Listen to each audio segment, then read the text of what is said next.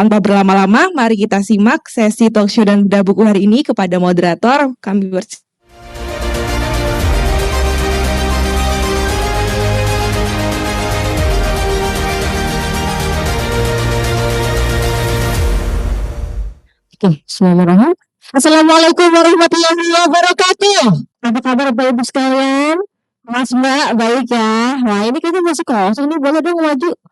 Kalau enggak, mas-mas yang ganteng nih, boleh maju dulu nih. Maju dulu dong, yang ngerasa ganteng lah. Yang ngerasa cantik maju gitu. Oke, baik teman-teman.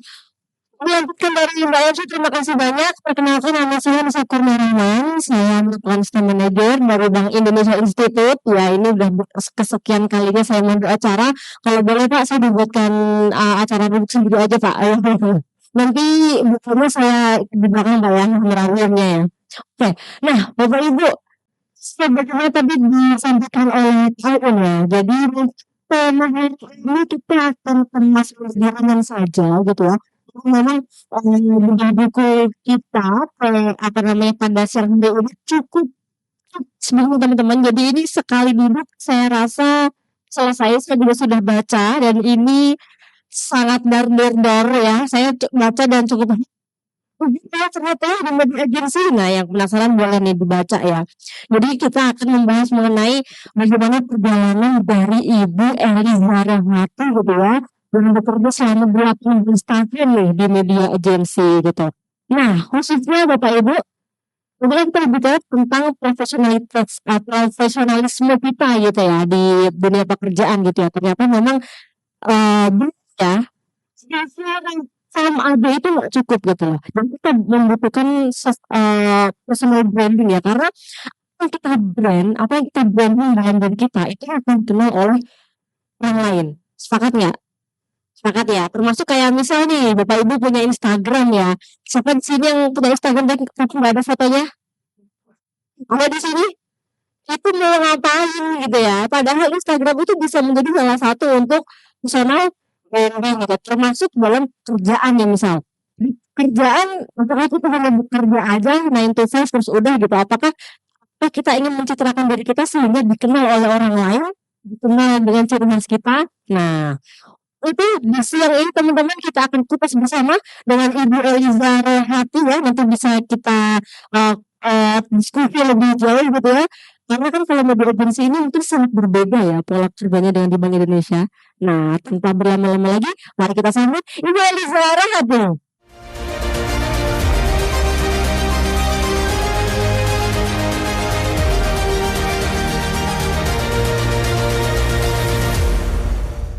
Oke. Apa kabar? Sehat?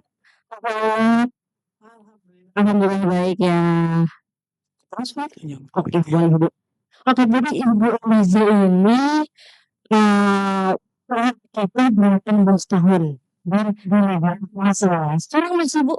Sekarang saya menjadi coach dan menjadi konsultan bagi UMKM yang ingin mengembangkan bisnisnya melalui digital marketing. Jadi untuk menjual diri kita supaya dikenal, termasuk dengan juga kalau ada brand itu untuk supaya dan saya menyapa dulu yang di sini yang saya hormati Kepala Tim Perpustakaan atau UUN. Terima kasih banyak waktunya sudah memberikan kesempatan, sudah memberikan ruang kepada kita semua untuk bisa mengenal buku, karena kita tahu sendiri literasi Indonesia itu rendah Pak. Media sosial jangan lebih menarik, jadi saya betul-betul mengapresiasi apa yang Bank Indonesia lakukan selama ini di perpustakaan, di kantor pusat dan kantor perwakilan. Bapak dan Ibu yang hadir di sini, terima kasih banyak sudah meluangkan waktu untuk ngobrol cerita. Semoga cerita-cerita seru kita di sini itu bisa memberi insight pada langkah kita selanjutnya, kira-kira seperti itu. Apalagi seru sih. Cuma sekitar 15 bab dan ini ceritanya memang tadi saya pikir sangat mungkin tanpa berlama-lama lagi yang mau ditanyakan Mas bisa.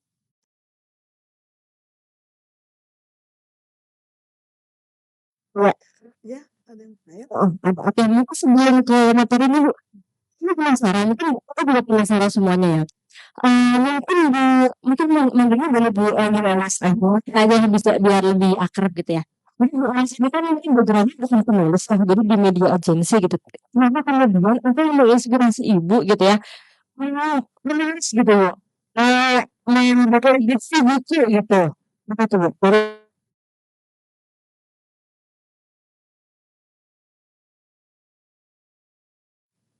Eh, kalau satu hari saya tanya buku sering ya, tapi saya nggak pernah tahu gitu, buku apa sih sebenarnya yang akan saya tulis gitu.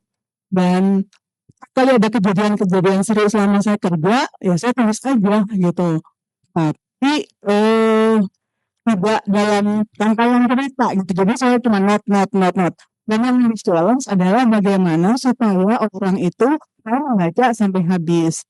Jadi gini, di kerjaan saya di Indonesia saya itu mau klien besar, mau klien kecil itu mutratnya sama gitu. Kita itu punya metode, punya ilmu untuk mendeliverkan budget yang klien berikan. Dan itu saya ingin pembaca itu tahu gitu.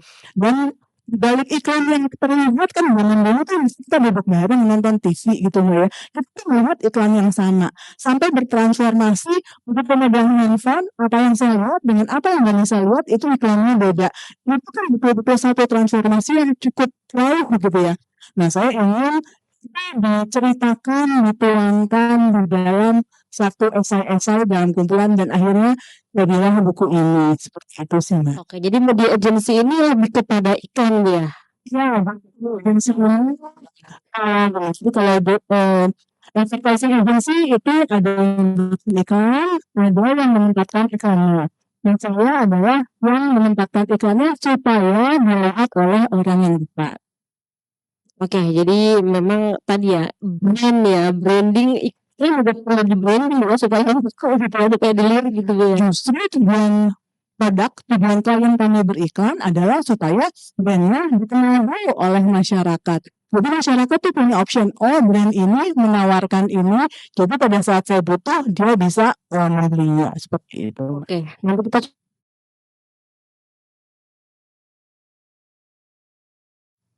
akan siaran terkait dengan buku. Next. Jadi personal branding itu menurut saya bukan sekedar citra ya, tapi itu adalah cara bagaimana kita bisa mengoptimasi supaya itu menjadi legacy, supaya orang itu tahu pada saat melihat kita tidak tergantikannya. Kenapa kita harus memilih orang itu? Karena brandnya seperti itu. Dan di dalam itu juga tentu ada uniknya kita apa sih? Lalu setiap kali kita bekerja melakukan hal yang berkaitan dengan pekerjaan kita itu moralnya apa sih gitu. Guideline-nya kompasnya itu apa. Lalu dari situ juga kita bisa melihat bahwa setiap yang kita kerjakan kalau udah seperti ini kan bukan sekedar rentetan pekerjaan ya. Kita lebih punya arti, punya makna. Dan itu akan membuat kita jadi lebih mindful gitu terhadap apa yang kita kerjakan. Setelah saya menulis ini, saya lebih menyadari bahwa saya bisa melewati ya semua itu. Saya bisa menjelaskan kepada pembaca saya bahwa ini loh yang sudah saya tinggalkan, yang saya sudah kerjakan. Kurang lebih seperti itu, Kak. Oke. Ini dari teman-teman nih bukunya ya. Nah, jadi ini ada dua versi, satu bahasa Indonesia dan satu bahasa Inggris. Bahasa Inggris itu diterjemahkan oleh anak saya sendiri gitu, dan hanya dijual e-booknya di Amazon. Kalau untuk distribusinya, toko buku itu ada di Kinokuniya, lalu saya juga membuatnya secara di marketplace juga ada. Di marketplace dan Amazon sih sebenarnya Mbak. Karena kalau di luar negeri itu kan orang lebih pesan pengirimannya seperti itu. Ini bisa dilanjut teman-teman Ibu kira-kira isi dari unboxing insight ini seperti apa gitu mungkin ya. Itu ada 15 cerita. Ceritanya tuh saya buat sebisa mungkin untuk lucu dan menarik sehingga orang paham baca sampai habis. Dan di dalam situ tuh betul-betul perjalanan saya dari mulai media eksekutif Jadi ada cerita mengenai mesin fax. Jadi zaman dulu tuh mungkin di sini tidak semua tahu mesin fax.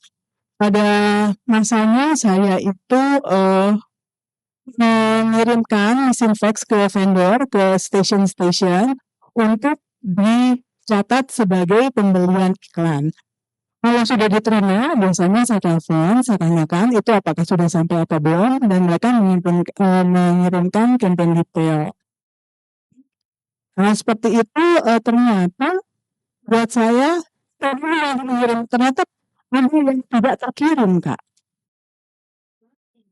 Nah, tidak terkirim itu membuat kan jadi tidak full gitu kan, dan performance-nya akan turun. Next aja. Di sini pada akhirnya saya melihat bahwa saya tuh bukan cuma tukang kirim fax aja, tapi saya harus memastikan dan pekerjaan saya itu membuat iklan itu tayang secara sempurna atau tidak. Jadi salah satu cerita di sini ada planner yang kirim 4 lembar fax, 4 lembar kertas fax, tapi yang dikirim yang sampai ke kami itu hanya 3. Kenapa hanya 3? Karena kertas faxnya habis. Bulan pertama, karena itu kan berpasangan bonus dan paid, itu nyampe semua, terdeliver semua, performance baik. Di bulan kedua, bonusnya itu nggak nyampe. Jadi kan bonusnya tidak terhitung sebagai GRP gitu, sebagai bentuk iklan. Tanyakanlah kenapa performance-nya turun gitu. Saya karena briefnya nggak ada tulisan berapa halaman, jadi buat saya ya gitu, memang saya sudah melakukan pekerjaan saya dengan benar gitu. Ternyata ada 4 bonus fax-nya habis gitu. Dari situ akhirnya kami meeting dan minta tolong pada TV station tersebut untuk menambahkan halaman terakhir. Berhasil setelah itu apa? Kan nggak mau kejadian hal yang sama terulang lagi. Kita bikin sistem bahwa kalau ngirim fax harus didengerin. Jadi misalnya ngirim 4, strip 4, 2, jadi kita bisa benar-benar yakin. Nah seperti itu Mbak, menurut saya itu legacy ya. Jadi bukan cuma sekedar udah sampai iklannya tayang, tapi ini bagaimana sih cara meminimalisasi kesalahan-kesalahan supaya tidak terulang lagi di kemudian hari. Itu kan satu hal yang saya nggak pernah nyangka gitu, mesin fax selama ini juga nggak pernah habis gitu. Kayak gitu Mbak. Ya, fleksibel ya. Ini Gen Z di sini ada Gen Z. Ada siapa tuh di sini? Ada di mana di sini? Tahun apa? Benar-benar ya. Saya tahu fleksibel ya, fleksibel. Jadi ada kayak mesin telepon bentuknya, tapi ada kertas yang diselipkan, itu akan masuk dan diterima oleh ya. Nah itu kan gue wanti-wanti tuh, jangan telepon pakai mesin faxnya, karena jadi dia nggak bisa nerima kan. Kalau sekarang kan paling kirim PDF ya. Jadi kalau mau order bisa, kalau dulu kayak fleksibel gitu. Iya, itu gambarnya ada di situ. Iya, yang ini ya. Iya. Betul. Oke, mungkin bisa bilang itu lalu saya kan kepoan ya, next. Saya kan kepoan ya, maksudnya gini, kenapa setiap kali nerima sebelumnya, kenapa setiap klien tuh bisa percaya gitu untuk memberikan budget yang miliaran seperti itu. Nah, di situ saya atur ini rating gitu kata kuncinya. Rating itu melihat dari mana sih, siapa sih yang ngukur rating itu gitu. Dan di situ saya akhirnya manajemen salah satu media director, jadi kalau kantor saya itu spesialis seperti admin yang membeli saja. Saya gitu berkenalan dengan salah satu media director dan saya tanya gitu, apa yang membuat kalian mau memasang iklan dengan budget segitu mahal gitu lah ya. Dan dia menjelaskan garis besarnya bahwa kalau kita pakai TV kita itu bisa mendapatkan berapa penonton, hal-hal seperti itu dengan budget sekian. Intinya itu terukur melalui software-nya. Jadi kalau kami itu namanya langganan Nielsen, apa aja yang didapat sih? Kita dapat rating dari masing-masing program, dari masing-masing iklannya juga. Lalu kita buat berapa sih iklan yang kita pasang, berapa sih masing-masing orang tuh melihat iklan kita. Lalu yang paling poinnya adalah berapa sih harga cost per rating point, jadi berapa harga satu rating yang ditawarkan oleh agensi. Keinginan tahu seperti itu Kak yang gini. Kalau saya lihat lagi dengan teman-teman saya yang waktu itu bareng-bareng di Media Eksekutif, dan saya nggak kepoan, nggak berani nanya sama media director itu, saya tetap di situ untuk waktu lama. Jadi saya nggak bisa ngelihat big picture-nya gitu loh. Ini pekerjaan apa sih gitu? Kenapa saya harus masang-masang iklan kayak gini? Dari situ saya mendapatkan banyak insight, banyak relationship eh, dengan brand-brand gitu ya, dengan klien-klien. Dan ternyata data itu bukan sekedar data yang menjadi uang, tapi lebih ke ini ada cerita gitu di baliknya. Cerita misalnya, kalau pasang iklan untuk ibu-ibu, itu dibayar jam berapa sih gitu. Kenapa? Karena ibu-ibu itu nganterin anaknya dari sekolah, beberes rumah. Apa sih waktu yang dia? Atau kalau membuat data-data itu seperti apa? Jadi nilai-nilai itu juga saya belajar banyak. Saya lumayan paling lama justru buat saya ada di planning ini.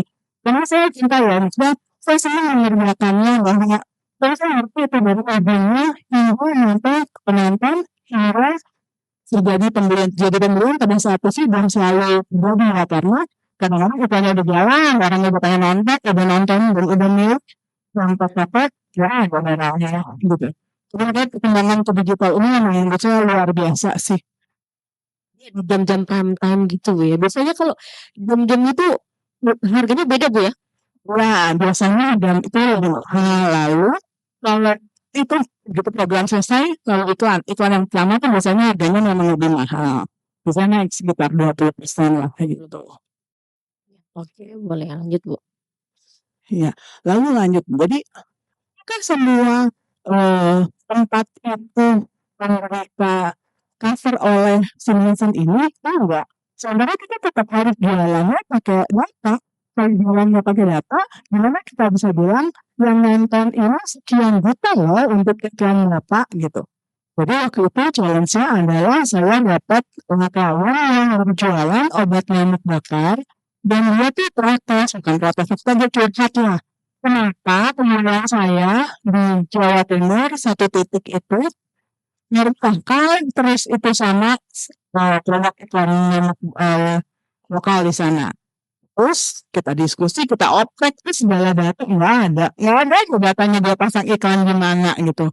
Ya udahlah kalau gitu yuk kita datangin gitu. Jadi saya bersama tim account, kenapa tim account? Karena kan lihat ya itu nanti pendekatannya gimana sih yang baik. Saya dari sisi medianya ke sana ke titik itu dan mencari tahu gitu. Dan itu memang ternyata saya besok itu gitu ya.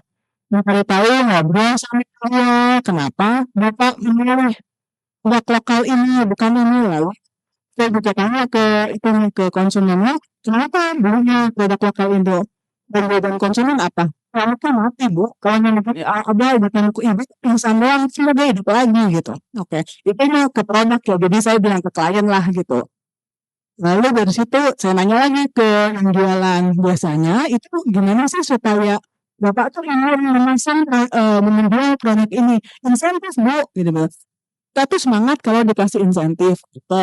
Lalu apa sih yang membuat ya paling kita inginkan lah gitu untuk semangat dia selain barang-barang elektronik gitu ya. Mereka tuh pengen kalau ada penyanyi dangdut masih tuh gitu. Oke, jadi saya ngobrol lah dengan TV lokal di situ. Mungkin masih ada possibility gitu kita mengadakan kayak gerbek pasar atau bikin panggung dangdut lah di situ. Dan ternyata mungkin memang ada memang yang bersambut ya. Bahkan memang makan baruan Suramadu. Yang waktu itu tuh baru dibangun, baru jadi. Maksudnya yang dibikin tahun baruan. Acara tahun baru yang disponsori oleh obat nyamuk saya. Yang lucu adalah siapa juga gitu kita ya orang urban yang mau tiba-tiba tahun baruan di Suramadu dengan kondisi yang rural gitu sementara kan pasti udah punya planning masing-masing gitu kan tapi pada saat dibilang ke klien bilang oke lah kita coba gitu maksudnya kita kasih lihat ke lokal itu bahwa ya obat nyamuk kita yang juga bisa dijadikan alternatif terjadilah tahun baru yang Ramadu di Jembatan yang daerahnya serural itu dan pada akhirnya juga kalian happy karena penjualannya meningkat saya bilang cuma kalau kita bikin tiap waduh nggak juga kali nggak tuh di situ setiap waktu kayak gitu Terus siapa tuh Bu? Waktu itu Bu? itu yang kalian iya dia itu di waktu itu ya nggak siapa mana saya Ah ya. Jadi ini Ya, belum tahu. jadi saya bilang adalah gini, kalau kita nggak dapat datanya, sorry, gitu. Gitu, maksudnya, karena kita nggak ya gitu pekerjaan-pekerjaan yang ini apa sih gitu, ini gimana sih ngerjainnya gitu. Ya udah cari aja, nanti juga ada jalannya gitu. Ya, karena bekerja di media agency di kota yang Dengan ini dengan banyak order di luar gitu ya. Mau nggak mau harus terjun gitu ya. Iya. Boleh berlanjut. Nah ini pertama kali klien pengen viral tuh. Jadi berusaha tuh nih viral gimana caranya? Kayak apa gitu. Jadi ini bank yang membuka tabungan untuk anak muda. Nah, tabungan untuk anak muda itu pastinya kita datangkan aktor muda juga yang bisa menarik. Jadi yang dibutuhkan adalah dibuat untuk kalau ini buka buka rekening, itu akan merasa kenalan sama artis idola yang sekarang juga dia masih ngetop. Ternyata pada masanya spill nggak boleh. Konfidensial. Oke. Jadi akhirnya udah kita pilih dan dari ternyata antusias anak-anak muda untuk ketemu idolanya sedemikian rupa. Jadi kenal bareng mereka diinepin terus dress code-nya hitam. Ternyata ada yang bawa baju hitam tuh sampai 10 terus dia bingung gitu yang milih yang mana. Terus ada yang ribut. Saya ribut nggak bisa. Nah, ternyata si aktor ini strict gitu loh. Jadi dia tuh sangat tahu jualan dia apa dan dia tuh dipilih gitu. Mana aja enggak, mana aja enggak gitu loh. Sampai akhirnya terjadilah makan malam itu happy semua dan baru keluar masalah. Masalahnya adalah kita mulai bingung tuh pada masa itu. Jadi klien kami tuh dengan euforianya, wah semuanya pasang semua. Nggak boleh, ternyata di NDA-nya itu hanya boleh untuk kegiatan itu, bukan untuk semuanya. Dan kita itu berarti harus cari tengah kan gitu. Gimana caranya supaya kalian mendukung rilis after itu lewat TV station. Kenapa lewat TV station? Karena lebih mudah dia jalannya. Dapatlah dia yang se-strict itu, tidak boleh ini, tidak boleh itu. Akhirnya kita diskusi apa dijadikan brand ambassador aja ya. Soal brand ambassador kan jelas gitu, banyak benefit yang bisa kita dapat. Dijadikan brand ambassador harganya luar biasa, mahal banget gitu. Akhirnya jadi brand ambassador tapi untuk sekitar 6 bulan dan sepuas-puasnya lah memakai wajah tertutup. Ini kejadian sebelum digital tuh yang beli sedemikian rupa, sebelum influencer itu sedemikian rupa berjualan dan membuat orang membeli barangnya dengan keranjang kuning, keranjang pink, bukan sekarang ya untuk live gitu. Jadi ini saya ngerasa wah, saya udah ngerasain duluan nih kayak begini serewel ini dan ternyata memang sepowerful itu. Jadi itu banyak rekening baru yang harus dibuka melalui campaign ini KPI-nya tercapai lah. Memang dari televisi gitu ya. Yang iklan di televisi sekarang udah ke digital jadi nggak hanya satu media aja Bu ya. Ya, dan pada akhirnya memang semuanya bergerak ke digital gitu. Ya, next. Nah, ini yang paling seru Mbak.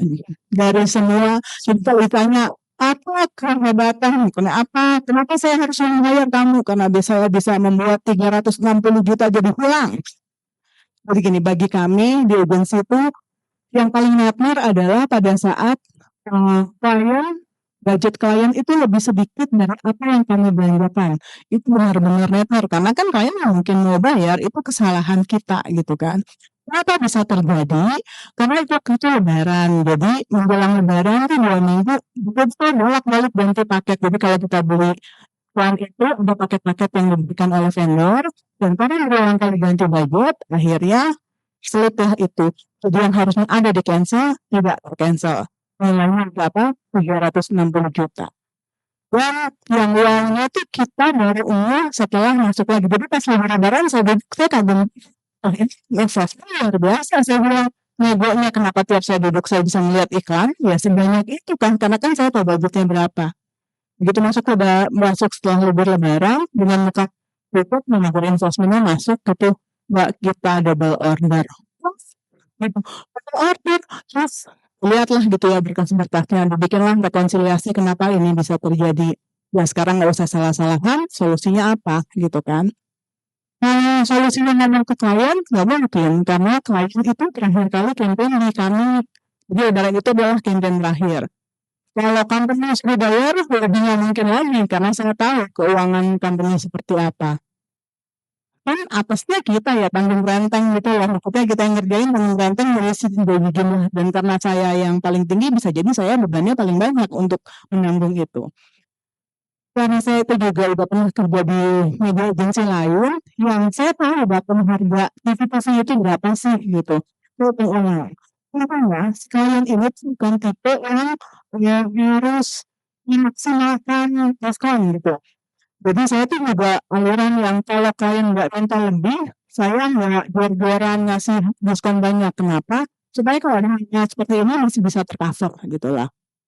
Dan di situ jadi kita hitung lagi, saya bilang ke bosnya kalau ini tuh kamu memang rugi, masih untung gitu. Jadi emang mengurangi omsetnya dia, mengurangi keuntungannya dia gitu. Saya minta tolong, jadi saya hitung ulang, saya bilang nih, bukannya rugi, tapi kamu mengurangi keuntungan kamu sekian. Ya, sebenarnya apalagi itu udah mulai masuk ke invoicing kan. Bukan untungnya ya. Saya itu akhirnya memelihara hubungan baik selama bekerja. Baik dari segi pekerjaan, jadi saya nggak ngerasa gara-gara saya ngasih project terus jadinya saya sembarangan, saya sama sekali nggak kayak gitu. Lalu saya juga lumayan ngejagain gitu ya, kita jualan bareng lah, kita usaha bareng karena kan kamu dapat saya dapat fee-nya, kamu dapat budgetnya. Akhirnya setelah 2 minggu kita hitung ulang rekonsiliasi, ngobrol, itu bisa kosong, bisa diputarkan sejumlah 360 juta itu. Dan itu adalah 2 minggu yang membuat tidur saya tidak nyenyak karena memikirkan kalau itu harusnya gantinya bagaimana. Tapi itu juga salah satu achievement bahwa apa ya, ibu pasti kasih jalan lah gitu. Selama kita lakukan benar pasti ada jalan lah, dimudahkan lah gitu.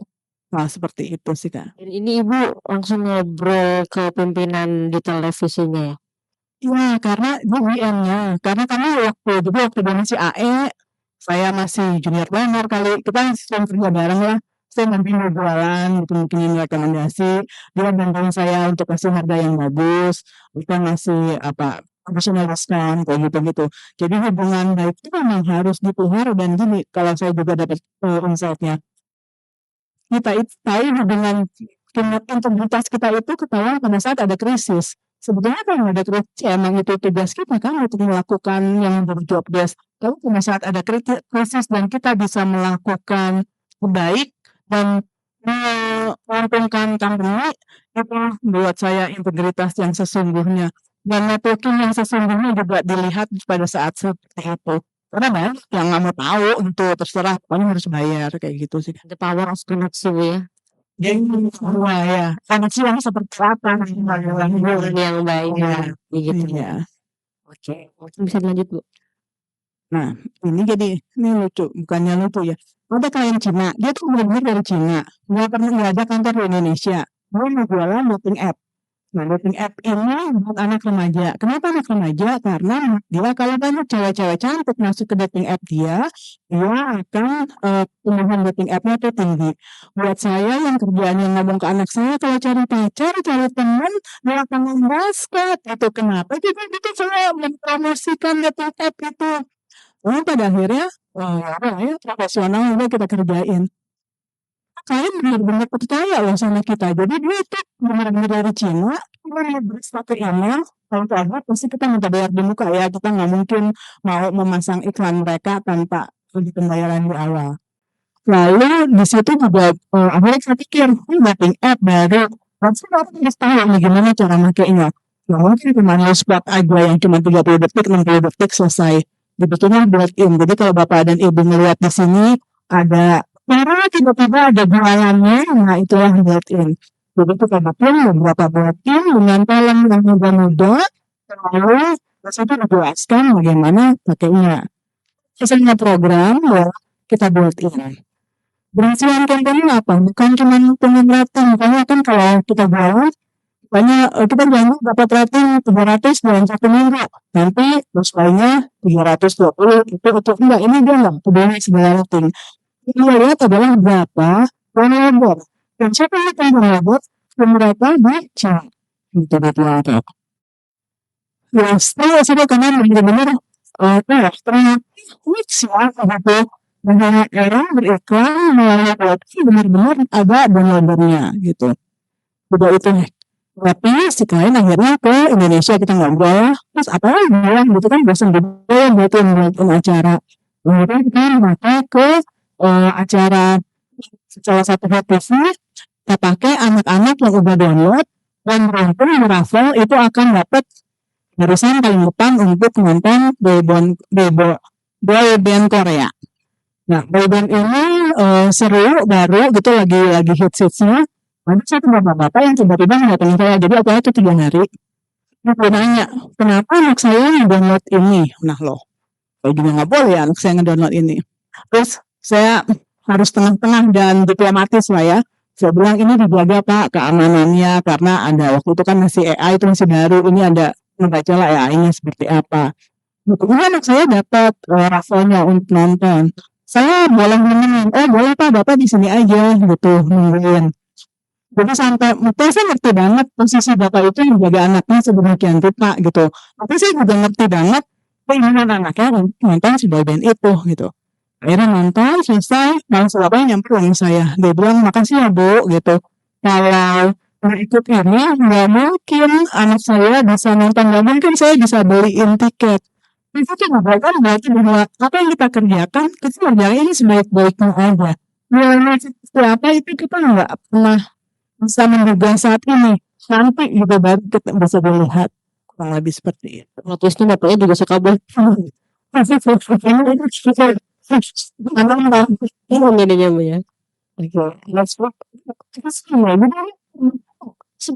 Sekali bacanya teman-teman jadi kayak teman-teman baca di cerita di Instagram sekali baca terus gitu ya. Jadi seringan itu pokoknya Bu ya. Ya memang sebenarnya seringan itu. Ini datang nih Bapak Ibu. Membuat saya berhenti kerja dan ikut penempatan suami di kota kecil. Nah, terus tiba-tiba saya ditelepon sama salah satu salon yang suka kalau saya ada kondangan minta blowing gitu. Dia bilang Ibu, mobilnya sih nggak lah. Saya bilang saya udah di luar kota gimana gitu. Dan terus dia bilang kalau saya tuh sepi deh intinya karena wisuda nggak ada. Kegiatan nggak ada, nikahan itu bakal kan betul-betul pandemi. Pas itu juga saya tuh lagi belajar lebih dalam mengenai digital marketing. Kenapa belajar digital marketing? Semua tahu mengenai digital marketing karena budgetnya memang lebih rendah dibandingkan dengan TV gitu. Jadi banyak kan paling masuk itu pelajaran pada saat kita mengajarkan lagi ke orang lain, ya itulah yang saya lakukan. Jadi saya ngajakin si Mbak ini, ayo Mbak kita mulai belajar untuk bikin akun sosmed dulu. Lalu Mbak aku tahu gitu apa yang Mbak lakukan, apa yang menjadi skill Mbak supaya kedepannya bisa mendapatkan order. Ya next. Jadi saya bilang nih di sini bahwa di Indonesia itu ini data 2024. Kenapa 2024? Karena 2025-nya baru keluar nanti bulan Maret gitu. Bahwa 8 bulan loh orang Indonesia itu main handphone dan 3-4 bulan itu ada di sosmed gitu. Jadi sebetulnya itu sudah ada pasarnya di situ. Sudah ada orang yang tahu tinggal gimana kita menggunakannya. Next. Jadi saya selalu menganalogikan digital marketing itu kayak kita ada di pasar. Kenapa pasar? Supaya rame kan gitu. Dan itu benar-benar global market semua tempat. Jadi udah nggak ngeliat batas wilayah lagi. Dan kita punya taruh akun kita di situ. Gimana supaya orang itu ngeliat? Nah dengan sekarang akun kita itu ngapain sih gitu. Apa yang kita tawarkan? Kenapa harus memilih transaksi di sini. Ya, next. Kelebihan dari digital marketing pasti ya itu jangkauannya luas banget. Lalu target memang bisa sespesifik itu. Kita sangat bisa untuk tahu orang itu journey-nya gimana sih, journey digital mereka gimana sih, mulai dari expose sampai melakukan pembelian. Lalu pasti brand kita juga lebih terlihat dan jelas angka ada berapa, analisisnya berapa, lalu efisiensinya harganya pasti lebih efisien. Nah, kalau kontennya sendiri apa sih yang bikin orang itu stop? Pasti konten. Gitu. Nah, orang kan scrolling untuk membuat perhatian mereka tidak terhadap kita itu konten. Jadi ini yang saya jelaskan ke si Mbak Salon itu. Kenapa saya jelaskan sesimpel ini? Karena nggak mau juga dia merasa terbebani, waduh apa sih itu gitu. Jadi saya bilang Mbak, kalau misalnya sudah selesai bekerja, difoto, lalu minta izin yang pasti ke orangnya, lalu bisa diceritakan di situ apa sih yang dilakukan gitu. Bagaimana kita mendapatkan klik? Biasanya memang dari copywriting-nya itu ya, lalu dari social proof biasanya juga kan orang Indonesia tuh biasanya kalau nge-like sendiri nggak mau, jadi maunya nge-like berapa. Transaksinya sendiri biasanya saya bilang bisa pakai WhatsApp karena Mbak itu kan nggak ada marketplace-nya ya. Ya, next. Nah, lalu kita itu harus mengidentifikasi dulu target yang mau. Jadi targetnya si Mbak ini adalah orang yang pengen cantik tapi dia mau keluar rumah, dia nggak mau ke salon. Jadi kan sebenarnya memberikan solusi. Kenapa harus niche gitu? Karena niche itu memberikan solusi. Kalau kita cuma ke cewek-cewek yang modern, agak susah sih untuk meng-grab-nya. Jadi niche itu kata kuncinya adalah spesifik. Terus sekelompok orang yang memang mau memerlukan jasa kita secara spesifik. Lalu ya apa-apa next. Apakah niche itu melimitasi? Enggak. Jadi sebenarnya kalau kita kan ngomongin sosmed itu pakai algoritma gitu ya. Algoritma itu kayak pupuk yang disebarkan oleh si sosmed sendiri. Itu memang harus dengan engagement-nya gede dulu. Kalau engagement-nya banyak, kenapa engagement-nya lebih banyak? Karena kan memang itu ada niche yang di situ. Lalu dia akan bergerak ke yang lebih luas, seperti itu. Nah, untuk kekuatannya, kontennya itu memang harus pakai storytelling. Jadi saya juga bilang Mas Indah, orang tuh senang kalau didongengin. Daripada cuma dikasih ilustrasi. Sebenarnya sih ilustrasi nggak apa-apa, asal menjawab dari apa yang dicari oleh orang pada saat dia scrolling. Kalau ada storytelling pasti harus ada karakter, ada plotnya, ada sebenarnya apa. Lalu message itu yang disampaikan apa. Nah, saya wanti-wanti tuh Mbak, jangan lupa call to action-nya. Jadi orang tuh sekarang udah nggak mau lagi tuh nyari screenshot lalu nyatat-nyatat, harus klik langsung jadi. Alhamdulillah kita si Mbak ini berhasil lah membuat akun yang valuable gitu. Tapi bisa malah sekarang kalau saya minta tolong untuk undangan itu dandanin suka pernah ini nggak bisa. Jadi ya itu membuat saya coba kalau saya dulu mau belajar digital, banyak teman saya seumur saya konvensional aja mau belajar digital ya, sekarang nggak apa-apa kan duitnya murah gitu ya kalau di agensi. Ya murah tuh dalam arti budgetnya, jadi kalau misalnya belanja iklan di TV di konvensional itu bisa sampai beberapa 5 miliar, kalau digital mah 200 juta juga udah banyak banget exposure-nya. Sementara kan saya juga kurang lebih sama ya dengan persaingan sekarang. Tapi ternyata dengan saya belajar digital, saya bisa bantu orang gitu loh. Itulah value-value yang benar belajar aja tuh sesuai kapasitas yang kita bisa. Next. Ya, next. Nah, jadi saya tuh nanya ke diri saya sendiri, apa sih sebenarnya yang saya cari? Saya tuh maunya apa sih gitu? Apa sih yang membedakan saya dari orang lain? Dengan pengetahuan saya yang komprehensif, bagaimana satu produk bisa dikenal oleh audiensnya, tapi bisa diaplikasikan juga ke digital dan sebagainya. Dan disitulah saya usaha bekerja di misalnya di agensi yang kita akan tentang harga sewa kita sangat bisa ngajarin UMKM untuk membuat brand mereka terlihat. Ya, next. Jadi ini fondasi gitu ya, kalau saya lagi mikir-mikir tentang profesionalisme, tentang hidup secara keseluruhan, gimana sih? Jadi memang kita tuh harus tahu bahwa kita mau apa. Itu yang kita kuat supaya kalau kita yakin dengan apa yang kita mau, yang kita bisa jadi jembatan untuk kita berinteraksi dan akhirnya adalah membuat kita lebih bermanfaat kepada banyak orang.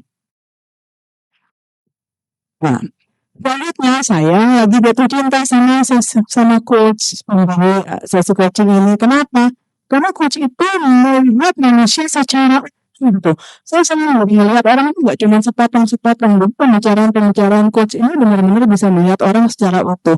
Lalu banyak bertanya, bukannya mentoring yang ngasih penjelasan.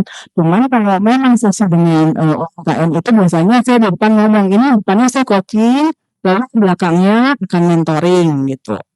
Lalu saya sendiri bertumbuh gitu dari apa yang pembicaraan kita di sesi coaching ini, saya sendiri bertumbuh tentang gue bisa melihat dari sisi itu ya, yang harusnya sebenarnya saya nggak bisa lihat gitu. Pembicaranya dalam kadang-kadang kan sekarang kita cuma nanya apa kabar tanpa kita sendiri nggak pernah mikir masih kabar dia, apa kabar dia itu cuman basa-basi. Sosial, Nah, betul. di sesi coaching itu kan dalam gitu ya, beneran kelihatan apa yang menjadi keinginan dia, apa yang menjadi keresahan dia. Jadi itu percakapannya tuh memang meaningful. Soalnya saya juga bisa melihat bahwa setiap orang itu unik ya, beda-beda pola pikirnya, pola view-nya aja udah beda-beda gitu. Gimana untuk melihat apa dia akan melakukan apa, karena itu kan benar-benar saya nggak boleh mengarahkan, harus semua dari dia keluarnya. Kenapa dari dia keluar? Supaya dia kerjain. Kalau misalnya dari saya nggak dia kerjain, orang kata dia saya nggak mau kan kayak gitu. Ke kanan, harusnya ke kiri, tapi nggak bisa gitu. Itu emang harus jalan dari dia supaya bisa terlaksana. Dan saya happy dengan semua tuh ada harapan gitu loh. Jangan putus asa, jangan udah menyerah gitu, enggak gitu. Semua tuh tetap ada harapannya, semua tuh ada jalannya gitu. Nah, kita lakukan saja peran kita sebaik-baiknya. Ya, next. Nah, ini yang paling saya senang. Jadi, saya cuma menjelaskan tentang benar digital marketing, tentang konten, tentang bagaimana menggunakan AI. Tapi pada saat selesai, itu mereka benar-benar, wow, terbantu. Ini hanya 4 dari sekian banyak. Jadi biasanya setelah selesai acara, saya minta feedback dari mereka tentang ini benar apa sih, sesuai nggak sih dengan apa yang mereka harapkan. Dan hal-hal seperti ini tuh yang membuat gitu, saya dulu mau belajar digital. Mungkin saya tidak menyerah begitu saja pada saat orang-orang bilang, ngapain sih buat saya belajar digital berkat dulu gitu. Ngapain sih belajar digital baru ini kasih yang muda-muda. Dan saat CPRP, program itu kita menggantikan CPRP. Jadi kalau kita jual ke klien dalam satu company supaya jualannya murah, kita tuh bisa jualan CPRP, cost per rating point, yang suka dilempar-lempar. Jadi CPRP guarantee itu sama TV itu dilempar-lemparnya ke program apa yang penting achieve untuk mendapatkan rating CPRP sekian. Nah, digital juga sama, programmatic itu sebenarnya cuma programmatic itu adalah display ad yang terlihat pada saat kita browsing. Menurut saya sih itu cuma boleh kegedean ya, jadi dia ngeklik, bukan yang benar-benar emang gue tertarik dengan iklannya dan ngeklik gitu. Nah, hal seperti ini yang memang sudah menguntungkan karyawan karena KPI-nya juga aneh-aneh, tapi ya tetap belajar aja ya karena ternyata ada gunanya buat kita semua gitu. Kira-kira itu sih Kak semuanya. Saya boleh minta feedback ya ujungnya. Jadi terima kasih banyak atas waktu yang diberikan. Dan di akhir acara ini saya boleh minta feedback untuk kebaikan. Untuk saya membenahi materi saya berikutnya. Terima kasih. Dan pengisi survei terpilih, WA-nya mohon hasil yang bisa dihubungi. Nanti akan saya kirimkan bukunya ke alamat yang dituju. Suranggir. Silahkan di-scan dulu. Oke. Bukan tes ya, jangan terlalu serius ya ini. Tapi masih review gitu ya. Survei. Oke, mungkin disimpan dulu ya linknya. Kita masih mau ngobrol lagi sama Bu Elif gitu ya. Cuman Bu, tadi kan kita kan udah mulai ke digital deh ya kan. Brand-brand juga udah beralih ke digital dan mungkin juga itu bisa kita personakan kepada diri kita sendiri. Apakah ya personal branding ini itu harus kita tunjukkan ke digital atau ya udah kita sunyi aja hanya di circle pekerjaan kita aja gitu Bu? Kalau menurut pengalaman Ibu gitu yang emang udah di media agency gitu, kira-kira pernah nggak sih Bu kita membangun persona di digital itu? Personal branding pada saat kita siap untuk menghujat netizen, Oke. siap untuk yakin walaupun kita udah membagikan hal yang baik, tapi tidak semua orang bisa happy, bisa suka gitu. Kalau kita udah siap itu silahkan, silahkan untuk menjadi influencer gitu, karena memang itu kan yang diminta disorot gitu lah ya. Tapi personal branding di sisi profesional, kalau menurut saya adalah bagaimana kita melakukan setiap kerjaan kita. Jadi kita mindful gitu dengan apa yang kita kerjakan. Kita mindful terhadap interaksinya. Lalu karena kalau kayak gitu tuh bukan cuma kerjaan, Mbak. Kita pasti mikirin dampaknya, mikirin maknanya, bisa melihat big picture-nya tuh apa sih dari yang kita kerjain. Itu sih kurang lebih kalau menurut saya personal branding. Pada akhirnya kenapa orang akan memilih oh kerjaan ini kayak kerjaan MC ini dikasih ke Mbak Nisa aja. Ya karena memang sudah terbukti ya kalau Mbak Nisa yang ngeload itu suasananya menjadi seru hal seperti itu Mbak. Oh, ini nggak relate bagi yang Instagramnya nggak ada foto ininya ya, nggak ada foto profilnya, terus nggak pernah di-update juga gitu ya. Ngepoin itu Iya. Kira-kira itu orang-orang kayak gitu tuh siapa sih gitu anak presiden apa ya ada sini? Canda ya, canda anak presiden ya. Oke. Iya, gini, kan terkait kalau di kerjaan kita ya, personal branding tuh ya harus dikerjain ya teman-teman ya kan. Makanya tuh Kak, laporan ya kan. Kerjaannya nih ya udah ya tapi bikin laporan gitu ya. Itu gimana melihat apa ya? Kita sebagai pegawai itu menjadi personal branding opportunis aja. Jadi kalau kalau kelihatan itu showing aja gitu. Wah, ada pemimpinan nih atau ya tadi yang ya mindful gitu. Itu boleh dong dapat value gitu. Kita harus menjadi seperti apa gitu. ya itu Mbak kembali lagi. Disuruh bos tuh pasti bos juga ada yang nyuruh gitu ya. Ya. Nah, lalu kenapa sih dia nyuruh kita gitu? Dia kan bisa aja milih si A bukan si B gitu. Bisa aja. Kalau kita punya personal branding yang cocok mungkin ya, bukan juga sekedar yang baik, yang cocok dengan user, itu kan pasti kerjanya balik lagi ke kita sih. Jadi kayaknya kalau kita ngerjain cepet tuh, bukannya kamu pintar, tapi kurang banyak gitu ditambahin ya. Tapi kan itu ujungnya pengaruh ke appraisal, ke angka bonus, gitu itu tetap ada pengaruhnya dan balik lagi dengan kita expose banyak kerjaan kita juga bisa belajar banyak kan bisa oh tahu ini tahu itu yang tanpa ada delegasi dari bos kita nggak mungkin juga gitu ikut-ikutan kerjaan orang ngapain juga gitu nggak sih.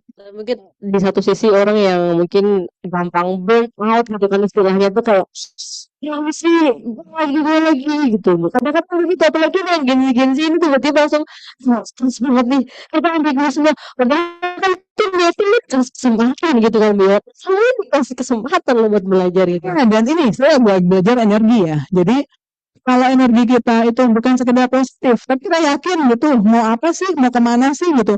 Makanya harus tahu dulu gitu tujuan kita apa. Kita sering-sering deh ngobrol sama diri sendiri. Mau apa sih, mau ngapain sih gitu. Itu nanti energinya jalan ke situ. Mungkin tiba-tiba dipindahin kemana. Pindahin amin Semarang amin. Ya, saya percaya sih masalah energi kita karena hidup kita itu kalau buat saya hidup kita sekarang itu apa yang kita pikirkan sebelumnya gitu lah kurang lebih. Jadi membentuk personal branding ini butuh tujuan ya. Kita tuh pengen apa gitu Bu ya. Tujuan dan mindful kalau saya bilang sih. Mindful tuh cuma lewat aja mbak gitu nggak sadar Oh, cuma pengen kerja dapat duit aja. nah, ya, Bu. Gimana Bu? Gini kalau memang kerjanya sama sekali kan kalau kayak saya tuh privilege banget ya dari sekolah kerja sampai sekarang tuh saya mendapatkan apa yang menjadi passion saya gitu. Nggak semua orang loh bisa dapat kayak begitu gitu. Tapi kalau memang ternyata nggak begitu, ya kita tetap harus bisa melihat paling nggak apa sih gitu. Apa sih tujuan dari hidup saya dan apa yang saya kerjakan selama ini gitu. Masa nggak ada positifnya sama sekali. Paling nggak kita nggak harus nyari kerjaan loh mbak. Saat ini banyak orang yang udah lulus kuliah dengan nilai baik terus bingung lah gitu nggak dapat kerjaan kayak gitulah Betul. kira-kira. Sepakat. Betul teman-teman ya. Sepakat ya. Kita harus banyak bersyukur karena memang tidak dipungkiri memang dalam pekerjaan juga kita kadang-kadang mengeluh gitu ya, kadang-kadang ngerasa capek, tapi kan bukan berarti kita harus berhenti kan, enggak Bu ya. Napas sejenak boleh Bu ya? Ya, pikirin apa yang kita happy, kemudian kita happy, balik lagi kerja. Lalu juga kita nggak harusnya gigi 5 terus gitu kan Mbak. Iya. Nanti burn out beneran. Iya, betul. Tapi ya, Bu Elis ini kan 18 tahun gitu ya. Mulai sadar personal branding itu penting itu di tahun keberapa? Terus pada saat itu gitu ya, ini punya semacam role model nggak? Gue kayaknya kalau di media kayak gini gue kepengen saya kepengen membentuk diri yang seperti ini gitu. Tentu. Pada saat saya jadi media eksekutif sih saya pengen banget jadi planner ya. Jadi itu dengan alasan saya tuh kepo gitu kenapa orang bisa-bisanya mau campaign bermiliar-miliar, puluhan miliar, ratusan miliar untuk brandnya gitu. Jadi saya benar-benar pengen tahu di belakang itu apa. Buat saya tuh planner itu wah, apalagi media director, planning director, wah itu udah keren banget deh gitu. Itu yang apa ya, membuat saya maju terus gitu. Sampai satu titik yang kan buat saya klien juga mungkin aneh-aneh aja ya berusnya gitu. Itu saya mencari opportunity lain bahwa jadi saya bisa melihat company itu cuannya dari mana sih gitu. Makanya terakhir posisi saya adalah manajemen investment. Karena di situ adalah di titik saya bisa tahu mana yang menguntungkan buat company, ya benefit yang lebih banyak, yang maksimal buat klien. Karena pada akhirnya agensi itu tuh Mbak benar-benar udah apa ya, udah nggak masuk akal gitu kalau jadi benar-benar cuman berapa ratingnya berapa sih ratingnya gitu-gitu gitu aja gitu exposure berapa sih hal-hal seperti itu yang menurut saya nggak bisa ngelihat esensinya lagi dari campaign kamu tuh sebenarnya apa sih gitu. Start dari kepo, jadi dari penasaran orang kalau emang udah nggak penasaran tuh mau males gitu ya, bawaannya mager gitu. Mas cari kerjaan apa lagi ini gitu ya. Tapi kalau dia kepo, oh arahnya begini, oh maksudnya begini. Jadi dia berusaha untuk up dengan kerjaan tersebut. Ya, Gitu. saya tuh aneh itu jadi begitu punya software Nielsen di laptop sendiri, di komputer sendiri, saya tuh orang-orang makan siang itu saya kepo sih gitu maksudnya umpamanya ini penonton ini pindah ke penonton program A, pindah ke program B, apa sih yang bikin pindah? Di detik berapa sih mereka pindah gitu? Atau iklan, apa sih yang bikin mereka pindah iklannya ya? Hal-hal seperti itu sih Mbak. Ya memang itu ya balik lagi kerja mah harus kepo dan banyak passionnya. Oh benar, tapi berhubungan dengan kepo nih, saya juga kepo juga nih. Iklan itu kan terlihat menarik ya teman-teman ya. Kalau kita lihat tuh kalau misal ada iklan kue atau makanan tuh kayaknya menarik gitu ya. Lezat pengen dimakan gitu. Tapi kalau sebenarnya kalau di balik layar nih Bu, pasti hal yang terjadi di iklan ya, di balik layar yang itu sebenarnya berbeda dengan kenyataannya. Misal kalau makanan gitu, apa itu beneran makanan Bu yang di-shoot gitu loh. Apakah itu hanya replika aja gitu, apa sih yang, apa yang di iklan di belakang itu nggak sesuai dengan yang di depan, Bu? Kalau nggak salah sempat ada cerita juga yang masalah buffer itu yang itu bisa diceritakan sedikit? Itu emang agak ngada-ngada. Jadi ada talent zaman dulu tuh ya udah saya sebut aja AFI, Akademi Fantasi Indonesia. Siapa yang masih Tahu AFI? saya masih tahu. Ya Afi saya tahu, ada yang tahu. Favoritnya siapa? Nyanyi-nyanyi itulah. Masih relate Bu, masih relate. Nah, terus jadi klien saya tuh mau sponsorin acara AFI gitulah. Tahu sendiri itu klien saya tuh jualannya coklat wafer. Sementara penyanyi gimana caranya suruh makan coklat wafer sesering mungkin, bukan cuma makan sekali pasti.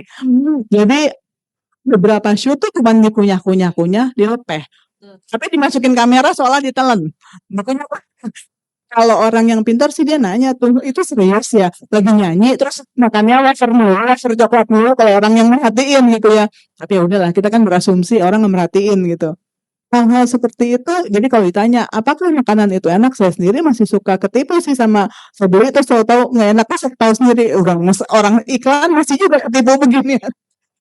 Hal-hal gitu. Jadi tapi balik lagi gini kalau yang saya share ke UMKM ya. Produknya dulu. Jadi kan pada saat bikin produk orang mereka tuh tahu gitu ya kelebihannya apa. Kenapa harus milih produk dia, bukan produk yang lain gitu. Nah, pada saat kita tuh yakin dengan produk kita bagus, gimana kita nyeritainnya? Nah, Jadi orang memang akan mencoba produk kita dari iklan. Tapi apakah dia akan beli lagi? Itu balik lagi ke produknya, Kak. Betul. Iya, apalagi kan kadang-kadang kalau dulu kan pas waktu kita masih belum punya uang gitu kan, terus beli-beli apa, ku iklan gitu ya. Memang tugasnya advertise sih Kekayaan kreatif ya. Saya Begitu kreatif. itu memang tugasnya orang iklan. Kalau masalah kualitas produknya mah berarti bukan iklannya, kadang-kadang kan ya. Cuman gimana orang nyoba nih? Jadi gini, dulu tuh dengan gampangnya saya planner tinggal masang ke program yang ratingnya tinggi. Udah pasang aja di situ, otomatis iklannya naik, ikutan kelihatan kan. Sekarang tuh enggak, jadi saya pun harus mikirin kontennya gimana, hooknya gimana. Itu kan dulu kerjaan orang kreatif ya. Jadi memang kita belajar dan semua tuh tetap berkembang sedemikian rupa. Ya, tapi sih harapannya kalau ini kita kaitkan dengan personal branding, kita nggak menipu lah ya, ya kan? Kadang-kadang kita digital posting, kadang kita di Instagram posting lagi jalan-jalan ya kan, padahal itu lagi dinas gitu kan. Tapi kita posting lagi jalan-jalan, kesannya kita terus bener-bener tuh enggak. Hari itu kan udah 365 hari, yang posting kan cuma 2 hari. Jadi personal branding-nya udah kebangun tuh dari gitu aja gitu. Ya, ya, memang tapi kan ada juga travel influencer ya gitu. Jadi dia memang setiap bahkan mungkin dia dibayarin kali ya jalan-jalannya. Jadi dia hire oleh salah satu brand untuk jalan-jalan atau salah satu hotel untuk mencoba Betul. dan dia akan review gitu. Kalau itu memang karena personanya harus brand jalan-jalan, ya memang harus seperti itu. Nah, tinggal kita nih, teman-teman nih, kita nih pegawai BI mau persona apa nih? Kalau kita itu ada yang namanya personal brandingnya sesuai dengan job family, Bu, gitu. Jadi ada moneter, SSK, SP. Jadi kalau mau nge-branding nggak harus di JF itu. Kalau kita seperti itu sih, Bu. Jadi kalau dipindahin departemen gimana tuh Mbak? Nggak harus belajar dari kadang suka seberang-seberang job family gitu ya. Ntar saya boleh nanya dong, balik ya. Boleh. Berapa lama? Teman-teman boleh nggak gitu saya? Berapa lama sih idealnya ditaruh di satu departemen supaya benar-benar bisa membranding dirinya itu memang jago di situ. Pertanyaannya, adakah di sini yang merasa paling lama di departemen itu? Boleh angkat tangan? Berapa tahun? Nanti kita tanya nih. Siapa? Mbak Bilkis? Mau sharing nggak? Boleh dong sharing teman-teman. Nggak harus lama deh yang mau sharing.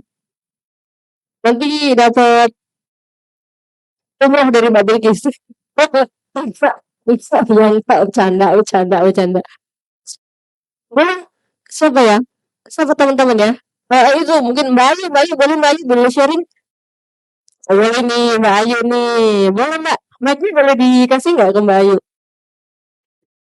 Ada mic? Mbak Ayu boleh share nggak kira-kira berapa tahun sih di departemen itu supaya bisa dapat personal branding yang departemen itu banget gitu?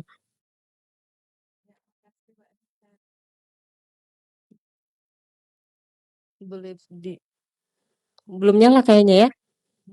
Boleh dibakar nggak biar nyala itu enggak? Bisa.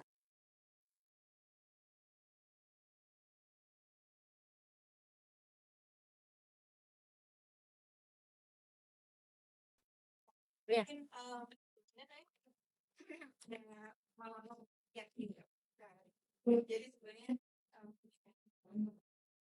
Iya, terima kasih Mbak Anissa, terima kasih Bu Alis, menarik sekali sebenarnya saya nggak lama-lama banget di Satker yang sekarang.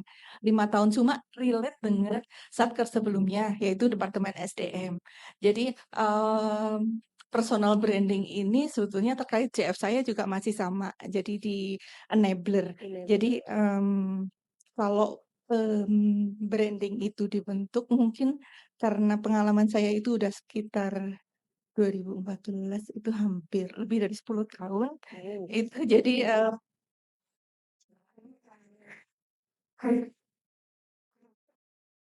jadi mungkin saya belajar dari satker lama saya.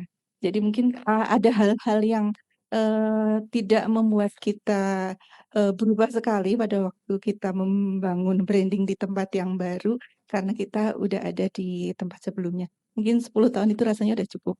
Terima kasih. Sama dong, 1 dekade. Kalau anak-anak udah masuk kelas 2 SD deh.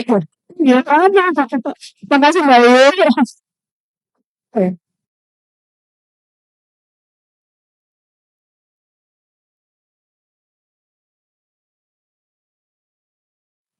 10 tahun. Ya makasih Mbak Yu. Berarti Mbak Yu selama 10 tahun itu memang happy ya di kerjaannya. Wah, itu menyenangkan sih Mbak. Maksudnya kalau kita happy itu entah happy-nya karena memang cocok atau lingkungannya menyenangkan gitu. Itu akan membuat kita tuh ke kantor pagi-pagi tuh bukan ke kantor tapi ke kantor. Iya. Kan udah semangat ya. Jadi tapi mukanya datar gitu kan. Ke kantor. Oke, nah teman-teman nih kayaknya seru banget nih. Ini kita masih ada beberapa mungkin setengah jam ya. Mungkin teman-teman ada yang mau didiskusikan, ada yang mau ditanyakan? Boleh banget. Penasaran masalah agensi media agensi ini kemudian personal branding? Oke, mungkin sambil menunggu nih mungkin lagi menyiapkan pertanyaan gitu ya. Bu, kira-kira selama 18 tahun gitu ya meniti karir gitu ya. Eh tadi ya itu kan ada mungkin ada pekerjaan yang apa yang spesifik gitu ya sehingga dia ingin membangun personal branding tersebut gitu. Kira-kira apa sih kesalahan umum ya bagi orang yang ingin memulai personal branding? Jadi sebenarnya sebetulnya tadinya kayak gini, tapi ketika dia berusaha menjalani proses itu kok malah personal branding-nya kayak gini ya? Kira-kira apa yang salah di situ, Bu? Kenapa dia tidak bisa catch up dengan keinginan dia di awal itu? Gini, personal branding yang betul adalah bagaimana orang memandang kita. Dan itu sesuai dengan apa yang ingin kita tawarkan gitu. Kita menawarkan itu kan misalnya saya tuh orang yang bisa dipercaya loh, amanah loh kalau bekerja. Benar nggak? Apakah di setiap langkah pengambilan keputusan atau yang dia kerjakan atau yang berinteraksi itu benar nggak dia amanah? Jangan sampai orang lihatnya enggak dia mah terus bukannya amanah ya kayak gitu gitulah kurang lebih yang membuat kita tuh emang harus apa ya harus sama apa yang ingin kita ingin dikenal sebagai apa dengan apa yang kita lakukan bukannya kita sibuk dengan citra kita itu seperti ini loh gitu tapi pas kita kerjain itu enggak pada saat orang berinteraksi bekerja sama itu enggak begitu dia tuh gitu banyak ya apalagi di Indonesia. Bu, boleh sebutkan ini contohnya, Bu? Contoh kegagalannya. Contohnya gini waktu saya kerja tuh ada yang dia tuh ngerasa dia anak agensi banget yang sangat gaul yang sangat bisa gue bisa nego lah sama semua vendor sama semua media gitu. Balik lagi kalau nge-brandingnya begitu hati-hati ya perusahaan itu kan kamu harga bisa dapat harga semurah-murahnya supaya perusahaan revenue-nya gede gitu. Nah seperti itu juga memang harus disikapi gitu ya dengan mudah berarti kan oke kamu di-hire tapi di-hire untuk apa? Untuk nego supaya untung kita banyak gitu. Nah mendingan kita memperkenalkan diri sebagai gue tuh keren banget bisa gaul banget sama orang media atau kalau lu campaign ke gue kita dapat insight yang macem-macem loh ke klien ya gitu atau kalau lu campaign melalui gue tuh bisa ngasih ide-ide yang di luar wacana gitu di luar kebiasaan. Kalau buat saya sih memang kembali lagi hati-hati dengan mau nge-branding diri kita itu seperti apa sih gitu. Walaupun dan itu dilakukan dengan bagaimana kita menyelesaikan pekerjaan kita, kontasnya apa pada saat kita melakukan satu hal proses bisnis dan kembali lagi kita itu benar nggak sih ngerasain masalah kita sebenarnya yang ngerasain bukan kamu cuma ngambil nama doang gitu ya. Memang kalau kita anak buah memang kita bekerja untuk bos kita dan itu memang kreditnya untuk bos ya. Memang seperti itu. Tapi kan sebenarnya kita belajar gitu. Kita bekerja untuk BI, Bu.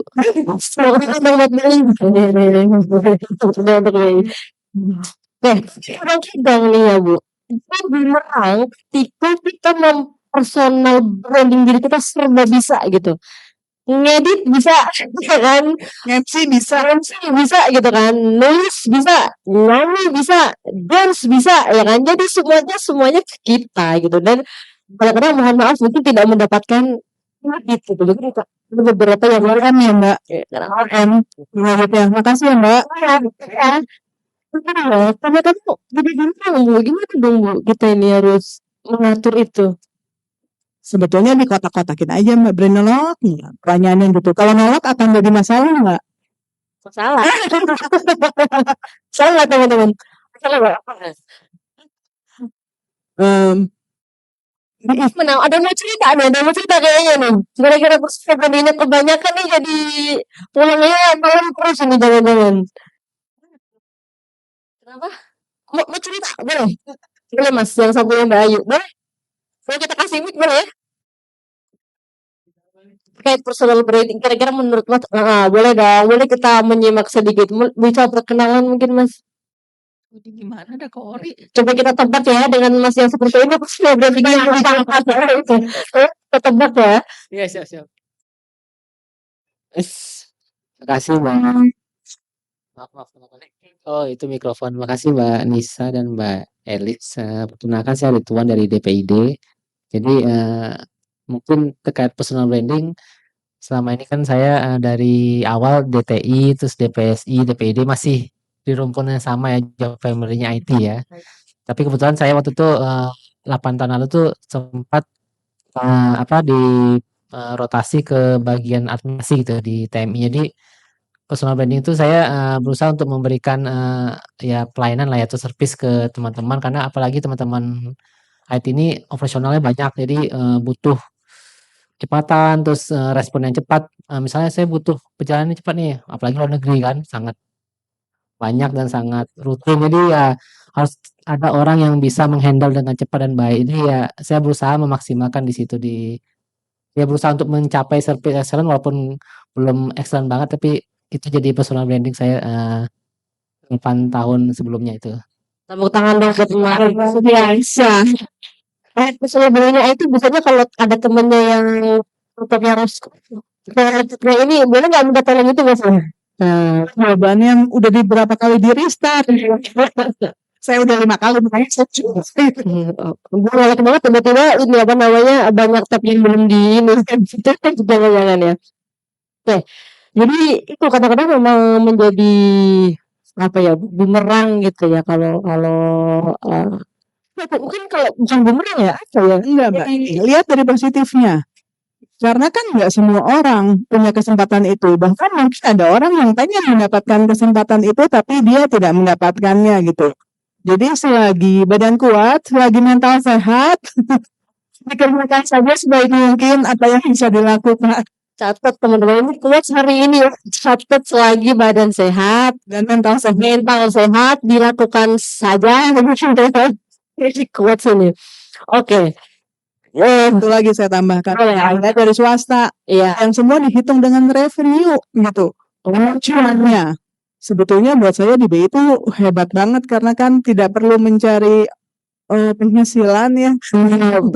Sudah melakukan apa yang dimiliki gitu. Harusnya lebih berat ya kalau di swasta ya. Pasti lebih berat karena ya kayak ruang-ruang kayak gini tidak mungkin ada apa untungnya gitu. Tidak untungnya. Even CSR juga apa untungnya ngerekrut pegawai baru paling kayak gitu ya. Semangatnya beda ya kalau swasta emang keuntungan laba revenue tapi kalau memang lembaga publik kan lebih ke efisiensi gitu-gitu ya. Efektivitas pembiayaan dan lain sebagainya gitu sih. Oke, menarik teman sudah ada yang ini mau bertanya boleh satu. Nanti dapat hadiah ya, dapat buku sama dapat bingkisan juga ya. Enggak. Oke, ini saya yang tahu nanti saya kasih. Nah, boleh dikasih ke Mbak Kardigan Hijau. Selamat siang semuanya. Saya dengan Indri dari komunitas UMKM. Saya tipikal orang yang pendiam. Nah, bagaimana cara bangun personal branding terutama untuk yang introvert? Terutama kayak di sosmed. Meskipun saya lagi belajar live streaming gitu, mencoba gitu ya. Itu bisa, tapi kalau di panggung masih agak gitu. Makasih. Makasih Mbak. Saya tanya dulu ya, kepentingan Mbak untuk melakukan personal branding itu apa? Kebetulan saya kan punya usaha UMKM. Heeh. Nah, itu saya mau mempromosikan bagaimana Ah, biar market atau orang-orang bisa terima saya punya brand seperti itu. produknya apakah Iya. memerlukan jadi gini, kadang-kadang kita beli produk itu karena Hmm. yang jualan Mbak ini gitu. Atau nggak ya terserah lah siapa aja yang jualan rasanya enak cocok kok gitu. Saya. Apakah produk Mbak membutuhkan personal branding dari Mbak Indri? Ya, kalau menurut saya pribadi sih butuh ya, karena kan saya kebetulan memang di bidang kuliner, mau nggak mau saya harus nyemplung langsung di situ. Kurang lebih seperti itu. Oke, kalau menjawab bagaimana supaya bisa tampil pede gitu ya Mbak ya, sebenarnya sih silahkan duduk aja loh Mbak. Sebenarnya sih gini, jadi pada saat bikin konten, ini kan kaitannya nanti ke konten ya. Iya. Memang dipikirkan dulu mau bicara apa pada target yang mana gitu. Jadi si niche itu tadi supaya lebih terfokus. Kalau fokus kita itu juga udah tahu tahapan-tahapan ngomongnya seperti apa. Apalagi sekarang kan bisa kita rekam lalu pakai prompt gitu-gitu dan bisa di-tag berkali-kali, bisa kita edit. Jadi jangan apa ya yang penting tuh ngerti dulu mau ngomong apa, ke target apa pesan yang mau disampaikan, lalu ditulis dalam bentuk skrip, dipikirkan angle-nya mau diambil dari mana aja, bentuk makanannya kah, Mbak lagi masak kah, atau prosesnya kah gitu. Nah dari situ baru dijahit. Jadi misalnya cuma seminggu 3 kali, oke menurut saya buat seperti itu. Mbak sudah melakukan live juga di sosmed gitu di TikTok? Ah, ya, itu menurut saya itu hal yang paling berat ya buat buat host. Luar biasa loh itu yang nonton 2 dia ngomong sama handphone. Iya. Semoga menjawab ya Mbak, kira-kira tahapannya seperti apa? Iya, memang agak sulit ya tapi ada beberapa profesi yang memang meskipun dia introvert tapi skillsnya bagus. Artinya sepertinya bukan masalah lagi dia tipe introvert atau extrovert Bu ya. Ya, jadi yang penting Nah, tuh ngerti dulu mau mengkomunikasikan apa sih gitu kepada target siapa gitu. Kalau dari situnya kita dapat, kita tahu produknya apa yang mau dijual, itu tinggal diruntutkan, dilihat benang merahnya gitu.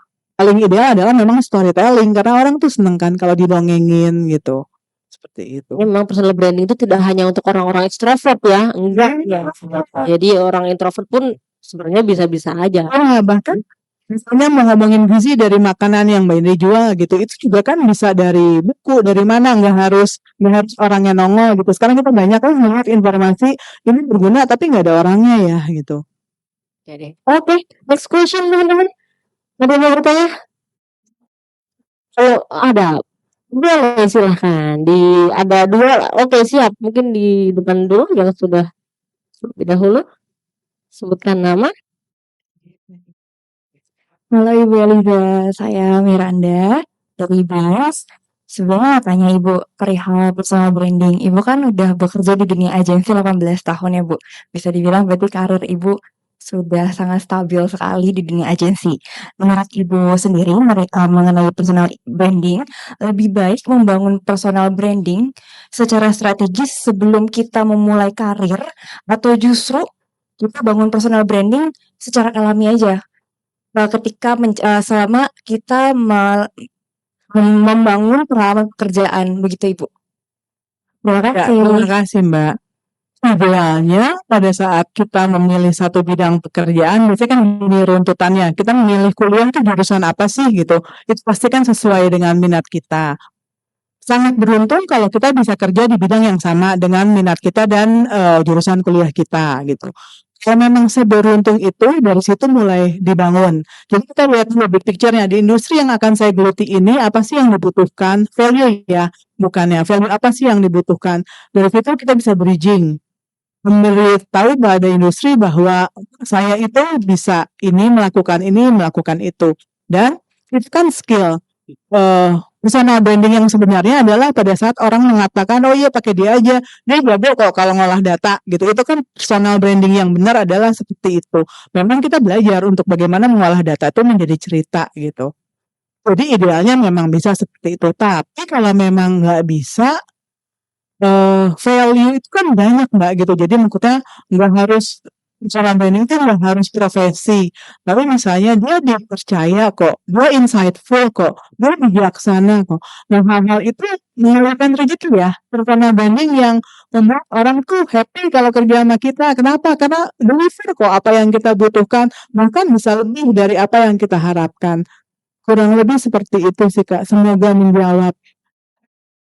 Tapi memang relate sih Bu, kadang-kadang kita, apa namanya, bekerja di satu bidang gitu kan, eee, yang tidak sesuai dengan passion kita gitu ya, dan di tengah jalan tuh menuntut kita untuk mengubah personal branding kita, jadi kita harus switch gitu, Ya, tiba-tiba itu gitu. butuhnya kita bisa fleksibel terhadap keadaan dan kita bisa dinamis ya.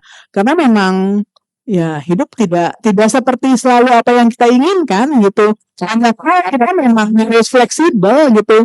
Kita tuh memang harus bisa adaptasi dengan segala hal. Ya sesimpel mikirnya sampai sini bisa 45 menit macet gitu. Nah ini kan gimana fleksibelnya kita adalah ya memang kita spare waktu ya gitu. Supaya nggak 45 menit banget. Hal-hal seperti itu dan aduh waktu saya kerja di agensi sih banyak banget campaign-campaign ad hoc yang rara jonggrang ya. Di BI juga Bu, banyak Roro Jonggrang Bu, aman. Deadline-nya kapan? Kemarin. Bukan hari kemarin deadline-nya. Deadline-nya kemarin. Oke, siap. Yang mau tanggapi Mbak Miranda? Aman. Yang belakang boleh?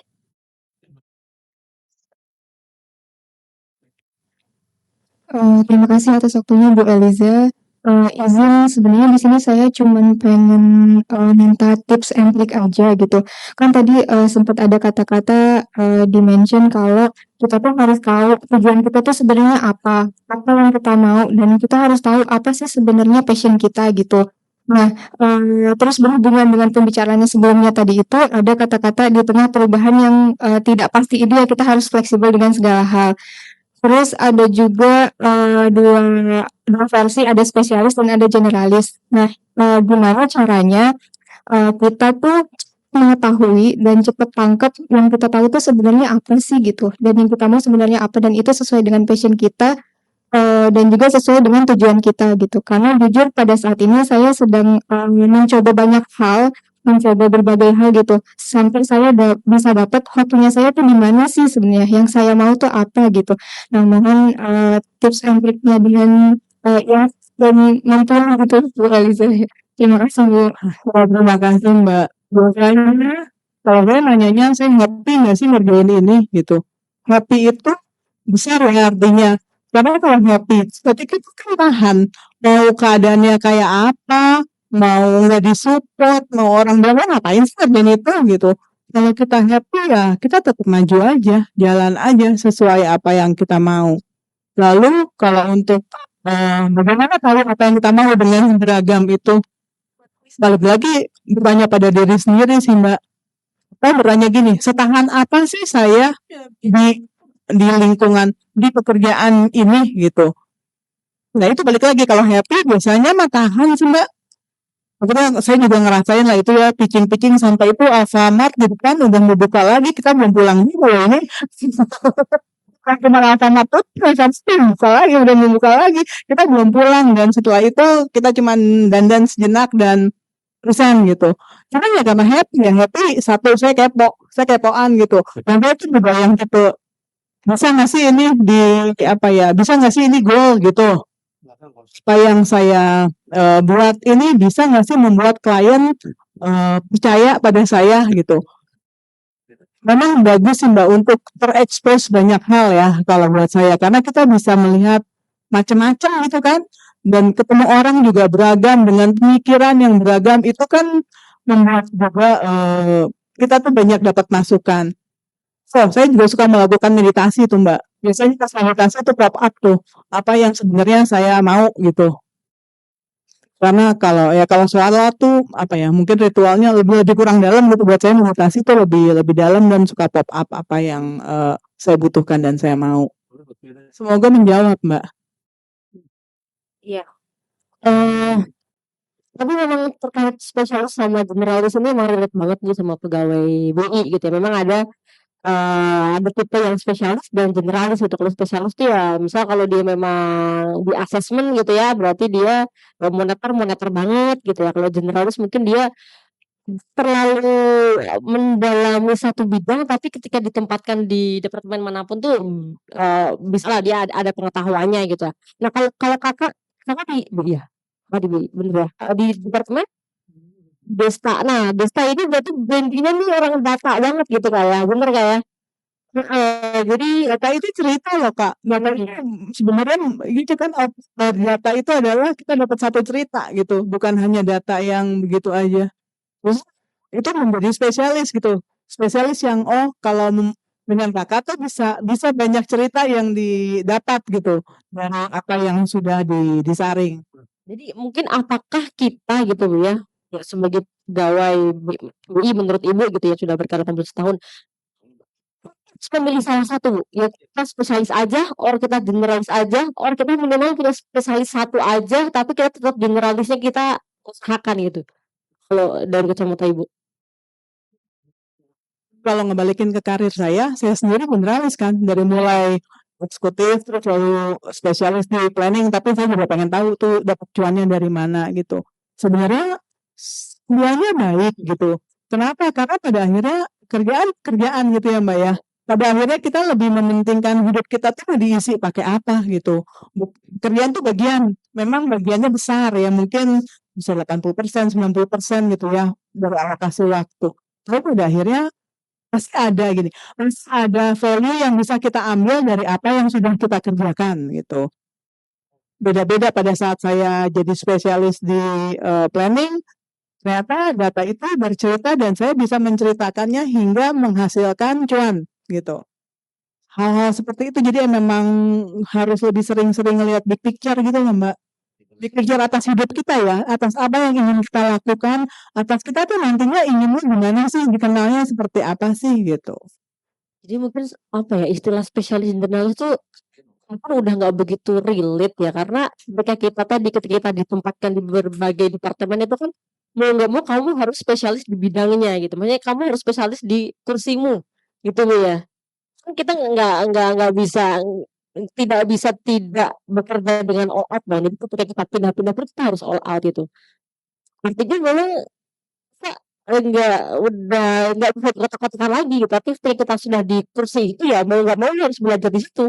Harus memperdalam kursi lu gitu Bu. Harus tahu gitu, itu pekerjaan itu tuh dalamnya ada sehat yang bisa maksimal kamu lakukan gitu ya. Jangan lagi saya spesialis data, ketika saya di tempat di SDM, saya nggak tahu nih saya di SDM, saya orang nggak bisa kayak gitu Bu ya. Nggak tahu itu Nggak tahu. setelah nemen itu udah jadi gitu ya itu. Artinya sebenarnya udah nggak relate kayaknya itu buat pegawai BI ya spesialis dari pokoknya lu di mana ngerjain gitu ya. Harus bisa hanya kalau nggak bisa benar. Oke, ada yang lain teman-teman? Boleh dong. Kita masih ada waktu 2 jam lagi nih, nggak apa-apa. Makasih Mas Selamat. Baik, terima kasih Mbak Nisa dan Bu Elizabeth. Materinya menarik sekali Bu. Tadi berbicara tentang niche Ibu. Niche atau niche dibaca niche. Niche.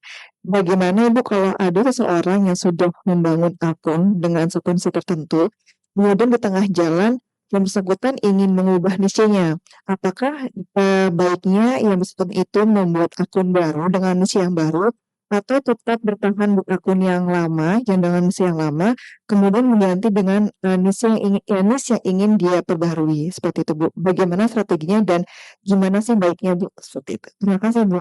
Terima kasih Mbak. Akunnya itu akun produk atau akun Personal ceritanya. Misalnya ada influencer yang niche-nya tentang kesehatan, kemudian tengah jalan dia pengen membangun tentang niche yang kosmetik atau kecantikan seperti itu Bu. Apakah dia better membangun akun yang baru atau dengan akun yang lama Bu?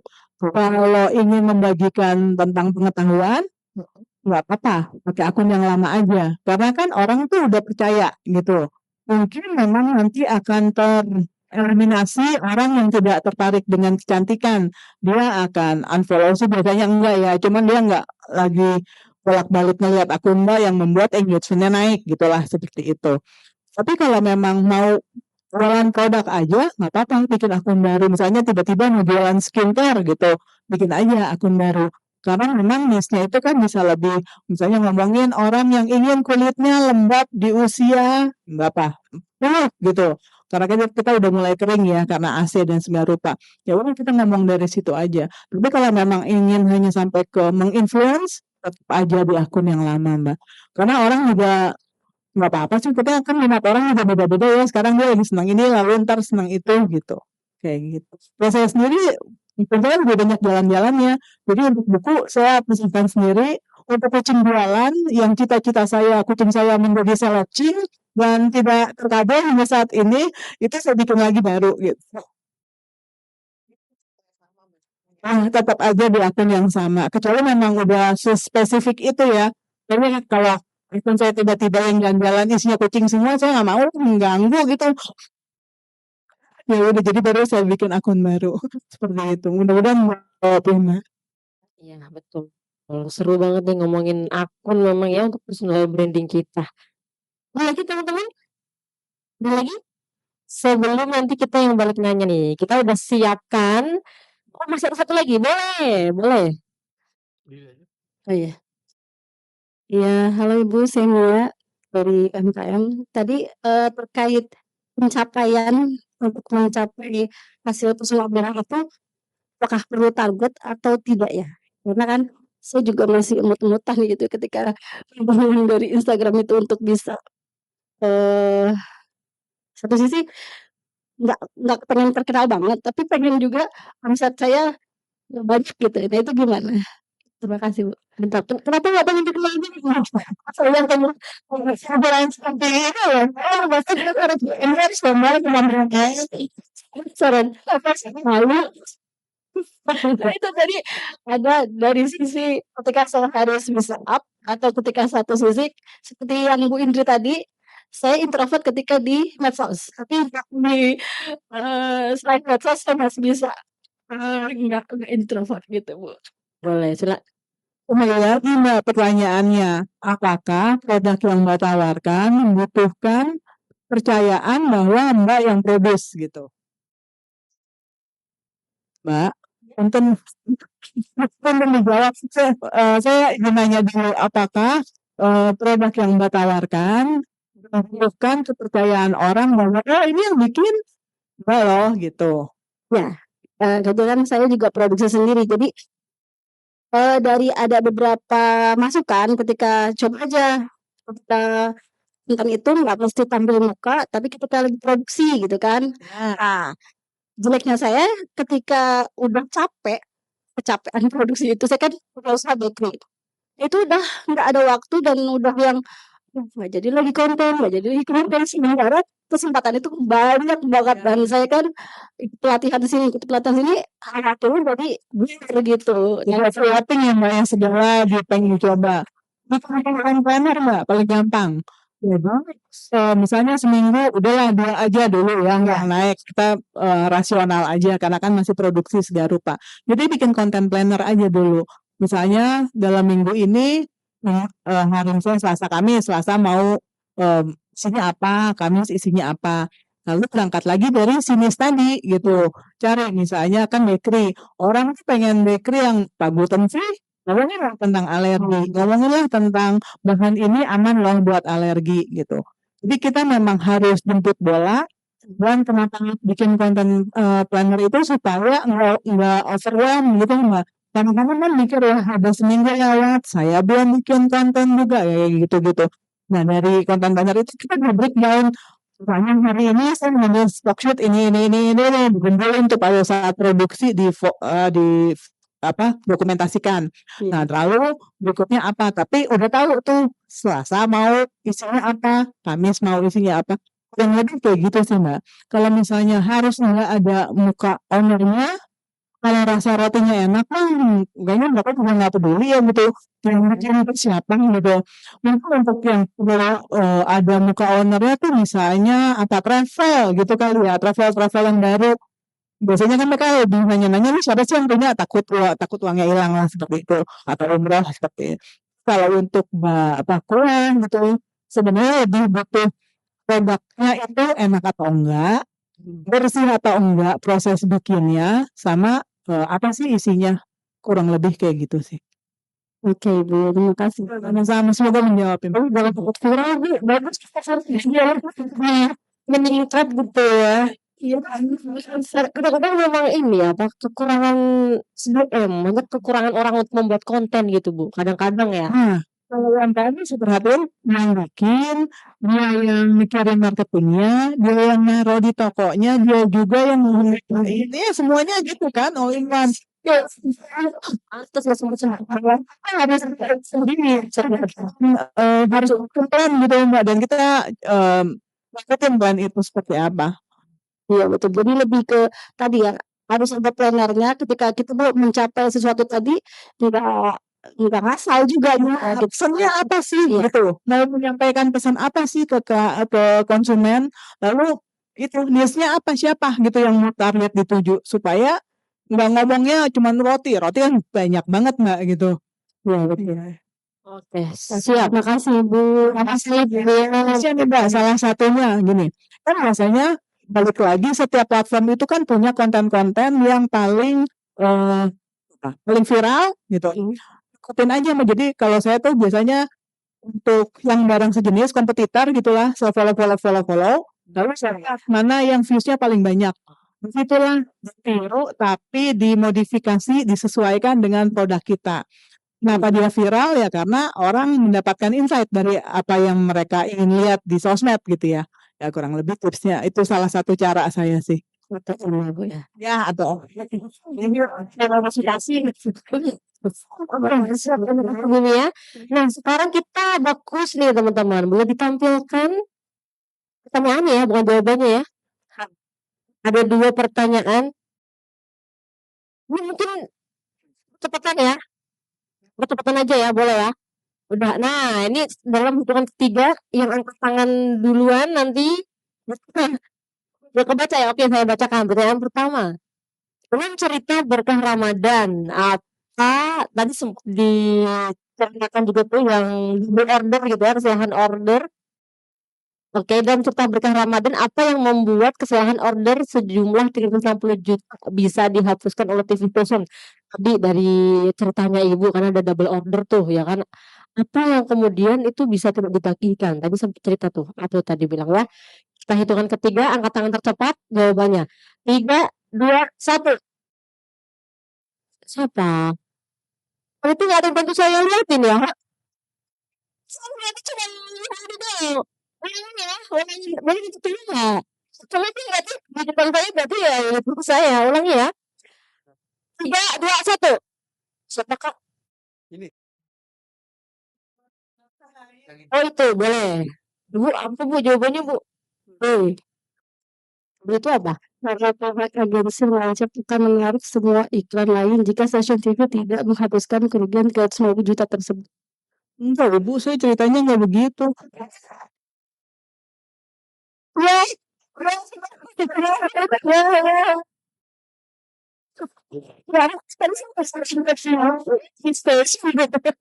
nggak ada yang lain. Aduh, boleh. Siapa ya? Itu deh, boleh deh Ibu yang bukan saya. Nah, boleh. Cerita apa Bu ini? Bu Elis Bu, terkait ini Bu. Masih ingat nggak? Kesalahan yang A ya? Sebenarnya. Jadi, kalau tadi di chatanya sih, Ibu, ketemu dengan maksudnya,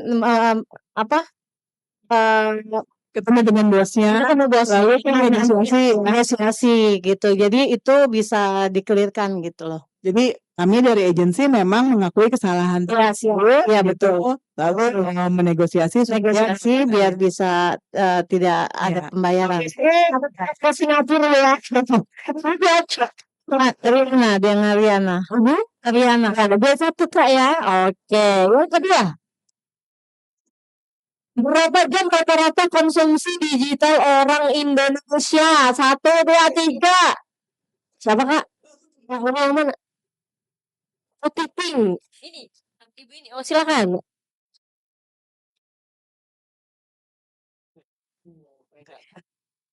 Berapa, Ya, Bu? sampai 8 jam.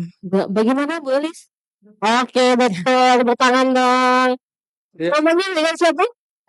Ibu Nesti. Dicatat ya kakak-kakak. Resti ya, Ibu Resti. Dia kakak-kakak ya.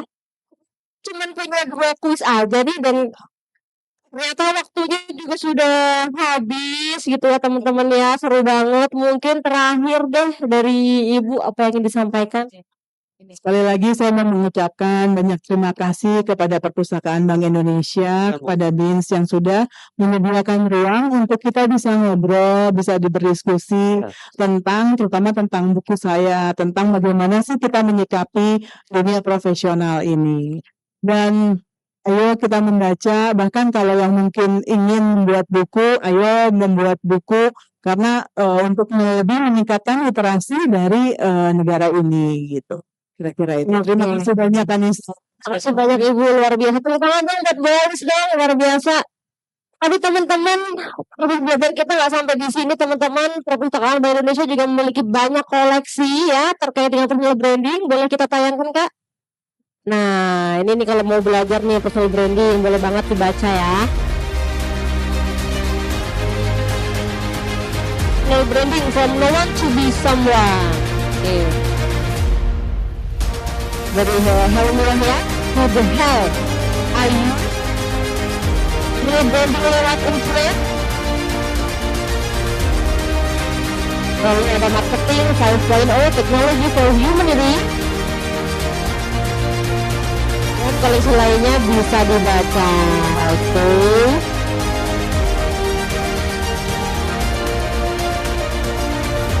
Sekali lagi tepuk tangan dong buat Perpustakaan Bank Indonesia. Baik teman-teman, terima kasih Bapak Ibu, Mas, Mbak sudah menyempatkan